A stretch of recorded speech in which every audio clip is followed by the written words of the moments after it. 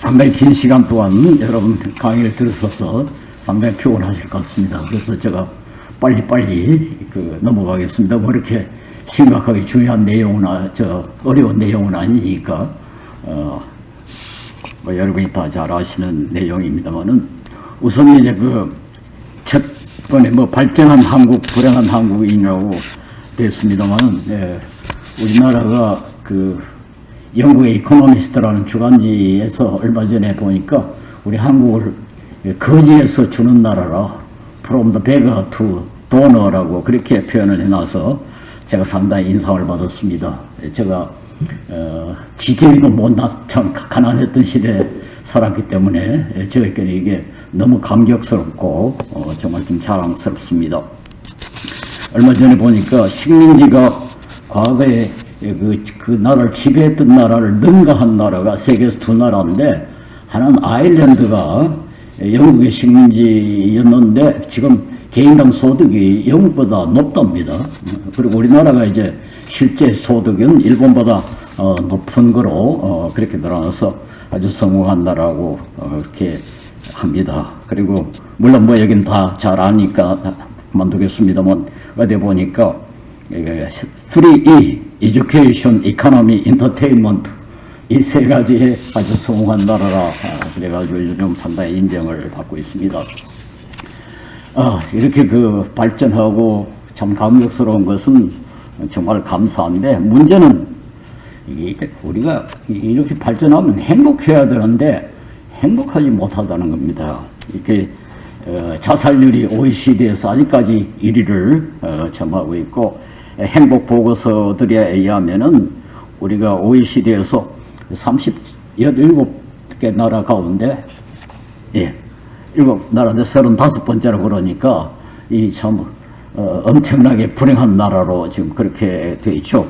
얼마 전에 수원 산모녀 자살, 동반 자살, 이건 참 우리에게 큰 수치가 아닐 수 없습니다. 제가 밑에 벤타민이 파스칼이 인용을 했는데 이 내용은 간단합니다. 이 모든 사람이 가장 궁극적으로 추구하는 건 행복이다. 그리고 모든 사람이 가장 싫어하는 것은 고통이다. 그러니까 행복은 그 이상의 다른 무엇을 위한 수단이 될 수가 없어요. 왜 행복하냐 하는 질문은 무의미합니다. 그건 최후에 우리가 추구하는 거니까요. 고통을 싫어하는 것도 마찬가지입니다. 왜 고통을 싫어하냐 하는 질문은 무의미합니다. 그건 가장 나쁜 거니까요. 그런데 우리 모든 사람이 다 행복을 추구하는데 우리가 행복하지 못하다면은, 우리가 그동안에 이렇게 노력하고 참 고생을 했는데 무엇 때문에 했느냐, 이런 질문을 우리 하지 않을 수 없습니다. 그런데 이 행복과 이 불행에 대해서 한번 생각해 보십시다. 무엇이 우리를 행복하게 만들고 무엇이 불행하게 만드는가? 과거에는 자연이 우리의 행복과 불행을 결정했습니다. 풍년이 되고 기후가 좋고 하면은 행복하고, 흉년이 되고 천재지변이 일어나면 불행하고. 그런데 지금은 천재지변은 물론 아직까지도 지금 상당히 많이 남아있고 이번에 수제에도 그걸 보여주었습니다만은, 그러나 자연과학과 과학기술을 통해 가지고 상당히 극복을 했어요. 자연이 우리를 불행하게 만드는 경우는 상당할 정도로 극복을 했는데, 이제는 자연이 아니라 사람이 사람을 불행하게 만든다. 사람의 모임인 사회가 사람을 불행하게 만든다. 이걸 우리가 분명히 좀 알 필요가 있습니다. 이제는 우리를 불행하게 하는 것이 다른 사람이다. C.S. 루이스라는 분이 그 고통의 문제에 대한 책에서 사람이 당하는 고통의 5분의 4는 다른 사람이 당한다. 이걸 우리가 좀 심각하게 생각해야 되지 않나. 그리고 우리 한국이 물질적인 빈곤, 여러 가지 그 자연이 우리에게 주는 재난을 상당할 정도로 극복을 했는데, 이렇게 불행한 이유는 결국 좀 직설적으로 말해서 우리가 우리 자신을 불행하게 만들고 우리가 서로를 불행하게 만든다. 이렇게 대답을 해야 되지 않겠는가 생각합니다. 자, 이걸 조금 테크니컬 텀으로는 사회적 자본이라 그렇게 부른다고 합니다. 해마다 이 영국의 레가툼 인스티튜트라고 경제관계연구소입니다만, 옥스퍼드 대학과 연계해서 경제 문제를 연구하는 아주 근위 있는 연구소인데, 해마다 프로스페리티 인덱스라는 걸 조사해서 발표를 합니다.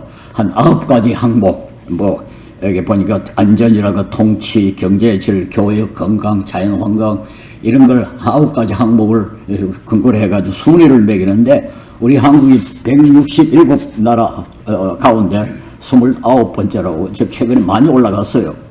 그런데 그 안에 보면은 우리나라는 이 건강위생은 세계 3번째로 좋은 나라로 되어 있습니다. 그러니까 뭐 상당하지 않습니까? 교육은 세계에서 2번째로 잘하는 나라로 그렇게 되어 있어요. 그런데 왜 29위가 되었느냐?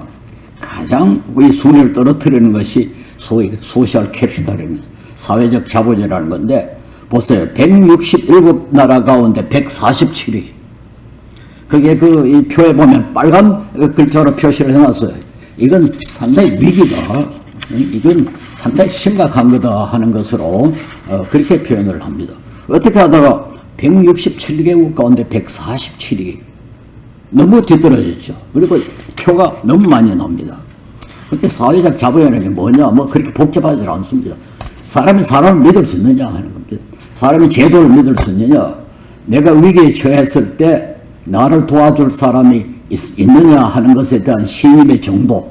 이렇게 말하면 쉽게 이해가 됩니다. 가령 이번에 그 수원 삼본여가 사실은 이 미리 주민복지센터에 가서 좀 이야기를 했더라면 될 거거든요. 어느 정도 도움을 받을 수 있었는데 못 믿는 겁니다. 뭐 어디 가봐야 친척도 나를 도와주지 않을 것이고 국가도 나를 못 도와줄 것이고 못 믿는 거죠. 그러니까 서로를 못 믿는 그 정도. 그걸 갖다 소셜 캐피탈이라고 그렇게 합니다. 지금 우리나라는 바로 이 소셜 캐피탈의 부족으로 경제적인 낭비가 막대합니다. 제가 이 여담이 나면은 서울대학 교수로 취임할 때 서류를 36가지인가를 제출했습니다. 근데 유럽에는 미국의 교수가 취임하려면 서류가 몇 가지가 필요하냐? 차필 이력서 하나면 됩니다. 근데 왜 우리는 37가지를 내야 되느냐? 예를 들어서 저보고 학위증명서를 가져오라 그래가지고 학위증명서가 뭔지 몰라서 학위기를 복사를 해가지고 가져왔어요. 그랬더니 이까지가 안 된다고. 학위받은 대학의 총장이 발행하는 학위증명서를 가져오라 그래요. 제가 네덜란드에 편지를 해가지고 학위증명서를 받았는데 그 대학이 생긴 이후로 그리고 마지막으로 학위증명서라는 걸 발행한 겁니다. 근데 왜 그렇게 해야 되느냐? 우리나라 엉터리 박사가 그렇게 많은 거예요. 그러니까 대학이 못 믿는 거죠. 자, 한번 생각해 보십시오. 교수가 자필 이력서 하나만으로 되는 나라와 36가지의 서류를 만들어야 되는 나라가 경쟁하면 누가 이기겠습니까? 우리는 지금 서로 믿지 못하기 때문에 너무 많은 낭비를, 시간을 낭비하고 물자를 낭비합니다. 하여튼 뭐 인감이라는 거. 저도 좀 여러 단체 이사장, 이사 노릇을 하고 있으니까 인감을 얼마나 많이 떼야 되는지 몰라요. 그 인감 따라 가야죠. 인감 직원이 거기서 일을 해야죠. 종이 낭비되죠. 이게 다 아무 소용없는 낭비 아닙니까? 그래서 이 사회적 자본이 좀 우리 확충되어야 우리 국민이 낭비를 줄이고 행복해질 수 있다. 그런데 우리 한국의 근본적인 약점이랄까요? 우리 전통적으로 가지고 있는 문제는 경쟁심이 너무 심합니다. 이건 제가 지금 몇 가지 예를 들었습니다. 그 다음에 한번 넘겨주시면은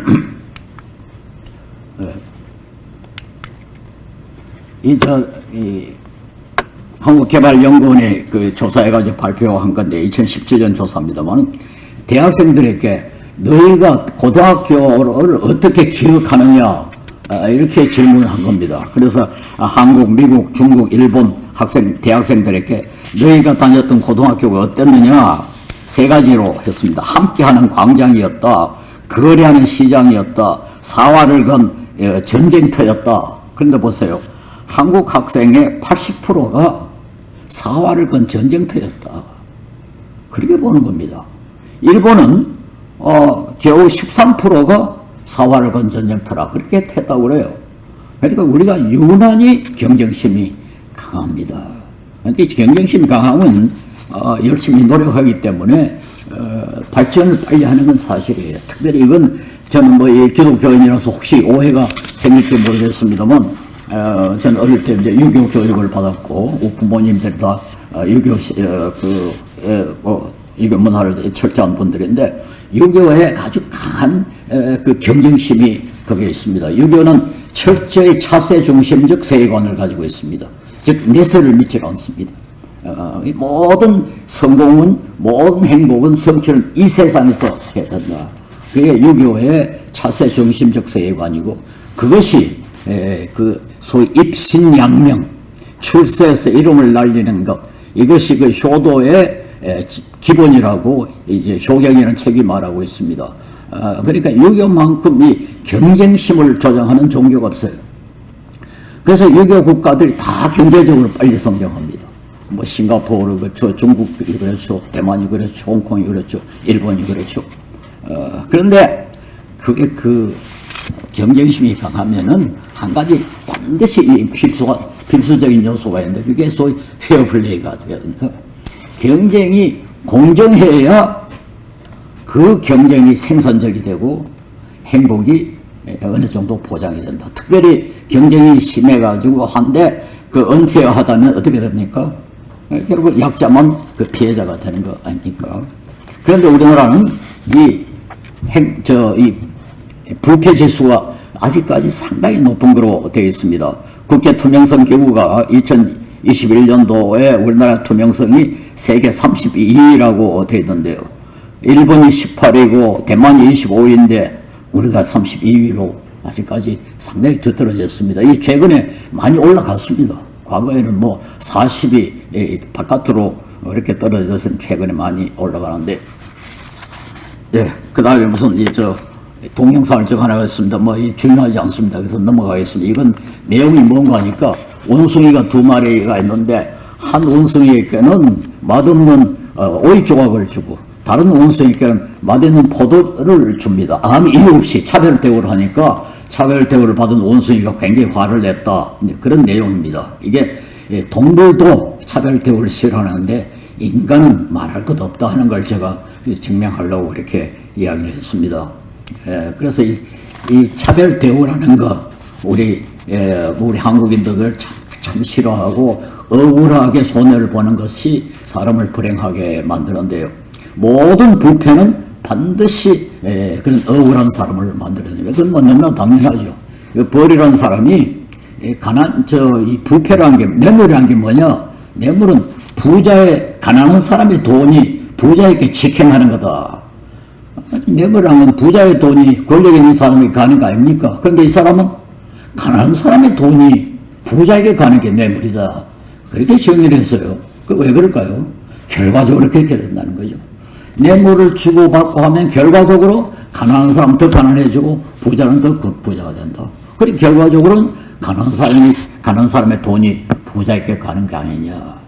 결국 정의가 파괴되고 부패가 심해지면은 빈부익부 상황이 벌어지고 가난한 사람, 약한 사람은 억울하게 된다. 이게 바로 소위 약육강식의 세상이에요. 룰 오브 장글이라고 그러죠. 이 짐승의 세계는 철저히 약육강식의 세계입니다. 거기에는 정의라는 것은 없습니다. 유일한 질서가 약육강식의 질서인데요. 인류는 이 약육강식의 질서를 좀 막기 위해서 적어도 3가지 제도를 만들었습니다. 제일 약한 것이 예의고, 그 다음에 강한 것이 윤리고, 마지막으로 가장 강한 것이 법률입니다. 근데 법률은 상당히 강제력으로 질서를 유지하는 거고, 예의와 윤리는 자발적으로 질서를 유지하는 겁니다. 그런데 예의와 윤리는 그래도 인간적이죠. 사실은 짐승이 강제로 움직이는 거지, 사람은 사실 자율적으로 움직이는데 그게 인간의 존엄성이 있지 않겠습니까? 제 제목이 이번에 우리 회장님이 품격 있는 사회라고 말씀을 하셨는데, 품격이라는 게 뭐냐? 이게 짐승처럼 이렇게 하는 수 없이 강제로 떠밀려 다니는 사람을 우리가 품격이 있다 할 수 없죠. 자기가 스스로 자기가 옳다고 생각해서 올바로 행동했을 때 그게 품격 있는 그런 사회가 되지 않겠습니까? 그래서 예의라든가 윤리라든가 법률, 이건 궁극적으로는 다 정의로운 질서를 유지하기 위해서 만들어진 제도다. 그렇게 말할 수 있습니다. 이 정의에 대해서는 아리스토텔레스라는 사람이 제일 먼저 이렇게 같은 것을 동일한 것을 동일하게 취급하는 것 하는 그 유명한 정의를 내렸습니다. 8시간 같이 일했으면 8시간 임금을 같이 주는 것이 정의다. 그게 뭐 너무나 상식적인 거죠. 그러나 이제 아리스토텔레스는 사람과 노예는 주인과 노예는 동일하지 않기 때문에 노예를 사람처럼 취급하는 것은 정의에 어긋난다 그랬어요. 그러니까 이 형식적 정의만 가지고는 안 되죠. 그런데 최근에 그 하버드 대학의 아주 유명한 정치 철학자입니다. 존 로울스라고 현대 그 정의의 논의에는 가장 중요한 역할을 하는 분인데요. 존 로울스의 그 Theory of Justice라는 책에 보면은 소위 차등의 원칙이라는 것을 이야기하는데 그게 뭔가 하니까 최소 수혜자에게 최대 이익을 보장하는 것도 정의다. 물론 모든 사람을 평등하게 동일하게 취급하는 것도 정의지만은 그와 못지않게 가장 혜택을 적게 받은 사람에게 가장 많은 이익을 주는 것도 정의다. 지금 그렇게 가르칩니다. 근데 놀랍게도 이게 바로 제가 기독교인이라서 편견이 있어서 그런지 모르겠습니다만 성경이 강조하는 정의입니다. 성경은 고아와 과부와 나그네를 보호하는 것을 정의라고 합니다. 가난한 자, 병든 자, 소외되는 자를 보호하는 것을 정의라 그렇게 취급합니다. 그래서 롤스의 이 정의로는 오늘날 실제적으로 우리 사회를 운영하는데 상당히 중요한 그 이론이 아닌가 그렇게 생각합니다. 그래서 제가 이 품격 있는 사람, 품격 있는 사회라는 것을 한번 생각해 봤을 때 비겁한 사람을 우리가 품격 없다 그러죠. 이 품격에 뭐랄까요? 이렇게 이제 대조가 되는 것이 바로 비겁이라고 할 수 있는데 비겁한 사람은 약자에게 강하고 강자에게 약합니다. 우리 주위에도 그런 사람이 들어있잖아요. 강자에게 아첨하고 약자는 엉두르고. 그러나 품격 있는 사람은 정반대죠. 오히려 강자에게는 좀 강하고 약한 사람에게는 오히려 좀 약하고. 그리고 그렇게 하려면은 어느 정도 자기의 욕망도 절제를 해야지 자기 욕심 다 채워가면서 품격 있게 살기는 참 어렵습니다. 그래서 저는 이 절제라는 것을 매우 중요하게 생각합니다. 욕심을 우리가 다 욕심이 있지 않습니까? 그러나 품격 있는 사람은 그 욕심을 절제할 수 있습니다. 제가 두 가지 예를 들었는데 세종 때 그 대사관이나 판사를 역임했던 정감소이라는 사람은 자기가 함경도 관찰사로 있었을 때 자기 출장 중에 향시라는 지방과거 시험을 치렀대요. 그래서 귀향해 보니까 자기 아들이 1등으로 합격을 해놓은 겁니다. 그래서 이 정갑선이 이건 무효다. 그 시험관이 아니 우리는 아주 객관적으로 출제를 했고 객관적으로 채점을 했는데도 불구하고 당신 아들이 자원급제했습니다. 그래도 무효다. 그래서 무효가 시켰습니다. 그게 바로 품격 있는 사람입니다. 바로 자기 아들인데요. 미국의 가장 존경을 받는 정치인이 존 맥케인이었는데 그분은 베트남에 백공의 포로를 잡혀서 하노이에 잡혀있을 때 그 아버지가 해군의 태평양 지대 사령관이 됐어요. 그러니까 백공이 당신 아버지가 그렇게 유명하게 됐으니까 사면해 주겠다, 석방해 주겠다 하니까 맥케인이 나는 내보다 먼저 포로된 사람이 다 석방되면은 나도 석방될 수 있지만은 나는 나지 않겠다. 그 버텼습니다. 그 아버지는 자기 아들이 하노이에 있다는 사실을 알면서도 폭격을 명령을 했어요. 이게 바로 품격 있는 사람입니다. 맥케인이 죽었을 때요. 사원의원이었는데 미국 전국에 조기를 달았습니다. 사원의원 한 사람 달아 죽었다고 해가지고 조기를 단 일은 처음입니다. 전 미국 사람이 그를 품격 있는 정치인으로 존경을 한 겁니다. 이게 바로 품격이거든요. 이렇게 하려면 절제 없이는 안 되죠. 자기 욕심을 포기해야지 자기 욕심 다 채워가면서 절제하기는 참 어렵죠. 그런데 개인의 이 품격이 참 중요하긴 하지만은 그러나 개인만으로는 안 된다는 걸 그 다음에 강조하려고 합니다. 우리말로의 그 윤리라 혹은 도덕이라 하는 말은 모두 서양말을 번역한 겁니다. 이제 우리 전통적으로는 단어가 없었습니다. 근데 그 번역을 한 그 단어가 이제 영어에는 ethics, 뭐 독일어 에틱이니 또 morality니 하는 단어들인데 이게 모두 헬라 말과 그리스 말에서 유래를 했는데 헬라 말의 에이토스나 헬라 말의 에이토스나 라틴어의 그 모스라는 단어는 다 관습이라는 의미를 갖고 있습니다. 관습. 그러니까 윤리라는 관습이다. 다른 말로 말해서 사회적이다. 그런 뜻입니다. 그래서 개인의 윤리가 참 중요하지만은 그래도 사회가 어느 정도 또 어느 수준이 돼야 그 사회에 속해 있는 개인도 어느 정도는 그 품격을 유지할 수 있다. 그렇게 생각합니다. 그러니까 맥케인이 죽었을 때 전 국민이 그 조기를 단다는 말은 미국 사회 품격을 말합니다. 품격 있는 사람을 그만큼 존중할 줄 알아야 그게 품격 있는 사회가 되는 거죠. 그래서 이게 같이 가야 됩니다. 그래서 우리가 품격 있는 개인을 강조하면서 동시에 품격 있는 사회를 강조를 해야 되는데 이 서로 이제 상호관계가 있죠. 개인이 사회에 영향을 끼치고 사회가 개인에게 영향을 끼치는데 여기에 그래도 누가 먼저 시작해야 되느냐, 단초를 누가 제공해야 되느냐, 역시 개인이죠. 사회는 의지가 없습니다. 사회는 동기라는 것이 없습니다. 그러므로 사회가 먼저 시작할 수는 없죠. 칼막스 같은 사람은 역사적 법칙에 의해서 그게 가능하다고 믿었습니다만 그건 사실이 아님이 드러났습니다. 역시 개인이 단초를 제공해야 되는데 그 개인 가운데는 물론 어떤 위치에 있느냐가 중요합니다. 뭐 일반 시민이 다 어느 정도 영향을 끼치지만은 역시 예를 들어서 중요한 정치인 그리고 여러분과 같은 감사 그리고 교육자 종교인 교사 판사 이런 사람들은 일반인들보다는 훨씬 더 많은 영향력을 행사한다 하는 것을 우리가 부인할 수가 없습니다. 특별히 감사는 현대 사회에서 아주 중요한 역할을 합니다. 그 이유는 뭔가 하니까 뭐 기업이 엄청나게 중요하지 않습니까? 그리고 시민단체니 이 단체들이 중요한 역할을 하는데 현대 사회에 올수록 이 기업이나 이런 단체들의 내부 운영 방식이 너무 복잡합니다. 조직이 너무 복잡해요. 그리고 아무리 시민운동을 열심히 하려 해도 뭐가 어떻게 돌아가는지 알 수가 없어요. 그것을 아는 사람이 감사거든요. 그렇기 때문에 감사는 과거 어느 때보다도 더 중요한 역할을 합니다. 그래서 저도 이 시민운동을 하면서 또 비영리단체 이사장인 이사 역할을 많이 하면서 감사에 얼마나 의존했는지 모릅니다. 우리 좀 여기 이천화 감사 저 때문에 좀 손해를 엄청나게 보고 있는데요. 그래서 뭐 제가 좀 이제 그래도 꽤 많은 액수의 그 재정을 운영하는 단체는 제가 뭐 철학하는 사람이 숫자를 압니까? 전혀 모르죠. 그러면 감사에 의존할 수밖에 없죠.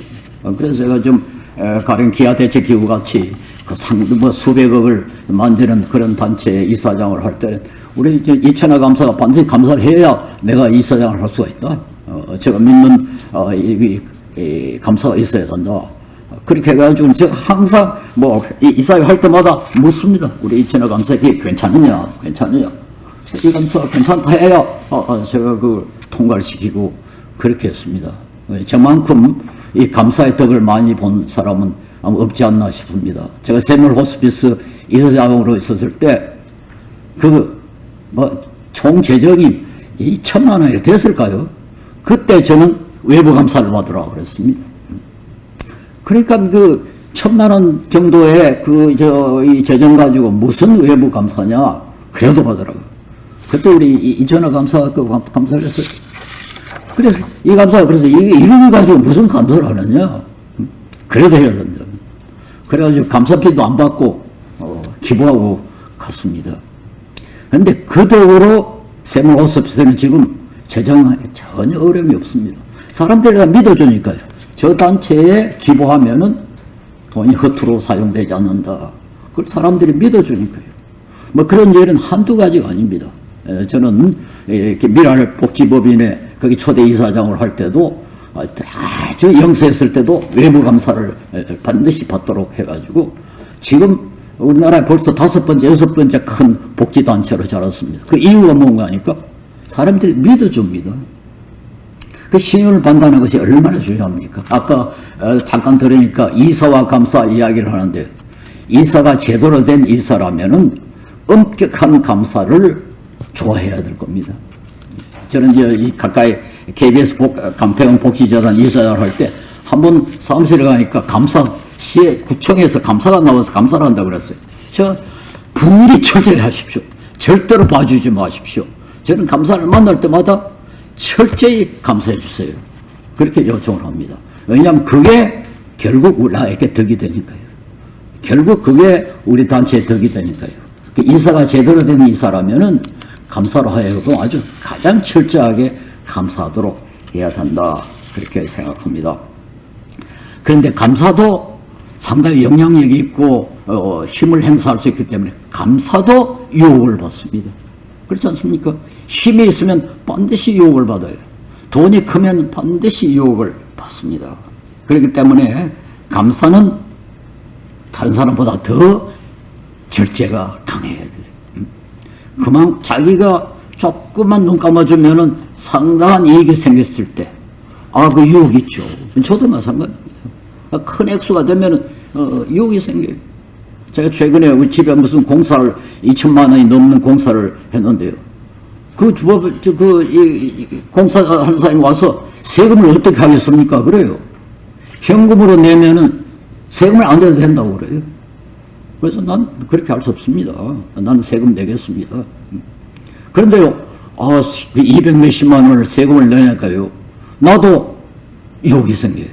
야, 이거 뭐, 현금 찾아가지고 내면은 200 몇십만 원을 아끼는데, 저같이 지금, 연금 받고 사는 사람에게는 200 몇십만 원 큰 돈이죠. 유혹받습니다. 감사도 마찬가지입니다. 그러면 이때는 뭐 다른 방법이 없어요. 우리의 자존심. 적어도 내가 감사인데, 적어도 내가 사회에 이렇게 중요한 역할을 하는데, 이 액수에 내가 유혹을 받아서는 안 된다. 이건 꼭 좀 여러분 가져줬으면 좋겠습니다. 제가 베너지라는 여러분 들어보실 겁니다. 노벨 경제학상을 2019년에 노벨 경제학상을 받은 사람, 인도 사람입니다. 베너지라는 사람과 드플로라는 이 프랑스 부부인데 같이 받고, 그들이 쓴 유명한 책이 Good Economics for Hard Times라는 그런 책입니다. 그 책에 아주 재밌는 그 이야기를 하나 소개를 해놨어요. 게임을 일부러 어떤 사람이 이제 게임을 만들었는데 아주 쉽게 속일 수 있는 게임이랍니다. 동전을 던져가지고 이쪽에 나왔냐 저쪽에 나왔냐 하는데, 이 게임을 쉽게 속일 수 있도록 그렇게 만들어놨대요. 그리고 스위스 사람 보고 당신이 이 게임을 한번 해봐라. 그런데 당신이 스스로 은행원이라고 한번 상상을 해봐라. 그러고 게임을 시켰더니 많이 속이 들어요. 당신이 시민운동하는 사람이라고 생각해봐라. 그러고 시켰더니 아주 정직하더래요. 그 왜 그러냐? 여러분이 다 알다시피 스위스에서는 은행원은 조금 무시받습니다. 우리나라 이 세계 독재자들이 다 스위스 은행에 돈을 넣지 않습니까? 그게 상당히 부패와 연결이 되어 있거든요. 스위스 사람들 은행원이라면 우리 말하면 도둑놈입니다. 그렇게 지금 보고 있다는 겁니다. 그러니까 스스로 은행원이라고 상상만 해도 부정직해지더라고요. 근데 시민운동은 아무래도 공익에 대한 관심이 있는 사람들이니까 다 스스로 시민운동이라고 생각해라. 그랬더니 상당히 정직해지더라고요. 그 다음에 같은 이제 게임을 가지고 덴마크에 가서 당신이 공무원이라고 한번 생각해봐라. 그랬더니 아주 정직하더래요. 인도에 가서 당신이 공무원이라고 한번 생각해봐라 했더니 엄청나게 속이 들어요. 그러니까 인도에는 공무원은 의뢰의 속이는 놈들이다. 이렇게 지금 사회가 인정을 하고 있고, 덴마크에서는 정반대로 공무원은 아주 정직한 사람이다. 그렇게 존경을 받는가 봐요. 그러니까 제가 이런 이야기를 하는 것은 우리가 나라에서 감사를 했을 때 사람들이 어떻게 생각할까, 특별히 여러분 자신이 어떻게 생각할까, 이게 참 중요합니다. 그래서 제가 우리가 지금 이 품격이라는 걸 말하면서 우리 사회를 품격 있는 사회로 만들려면은 사회에 중요한 역할을 하는 사람이 품격이 있어야 한다. 품격이라는 게 뭐냐? 자존심. 그 맥케인이나 정갑손처럼 그렇게 그 사익 때문에 공익을 해치지 않는 그런 자존심. 그게 필요하다. 그걸 좀 강조를 하고, 그리고 절제를 해야 된다. 좀 참고 조금 견디고 유혹을 이겨야 합니다. 제가 이 저소한 이야기를 해야 되겠습니다. 얼마 전에 제가 13억 원을 장애자를 위해서 기부를 한 일이 있습니다. 그래가지고 그 위원회를 우리 좀 이천을 감사보고 좀 책임지고 운영을 해달라고 부탁을 했는데, 제가 13억을 기부하는데 모은 돈은 정권을 한 것도 아니고 부동산 투기를 한 것도 아니고 전략한 겁니다. 전략해서. 저는 네덜란드에서 공부를 해가지고 지독하게 아낍니다. 저는 이발소에 가본 일이 거의 없습니다. 제가 40대 이후로는 우리 집에서 우리 집 사람의 머리를 깎아줍니다. 전기를 철저히 아끼고, 물을 좀 이상하게 들릴지 모르지만 물을 다 2번 씁니다. 세수한 물을 통에다 놔놓고 그걸 변기에 집어넣고. 우리는 수돗물 쓰지 않고 지하수를 쓰는데 지독하게 아낍니다. 50년 동안 아끼니까 13억 모이더라고요. 저는 티끌 모아 태산이라는 걸 믿습니다. 그래서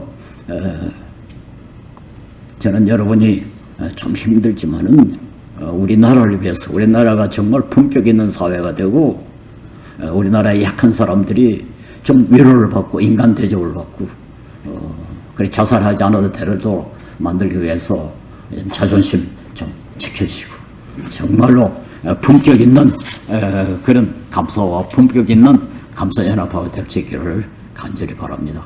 감사합니다.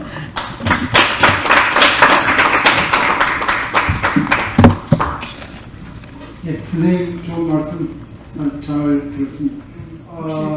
오늘 귀한 강의를 해주러 오신 우리 손보호 교수님께 박수. 예, 고맙습니다.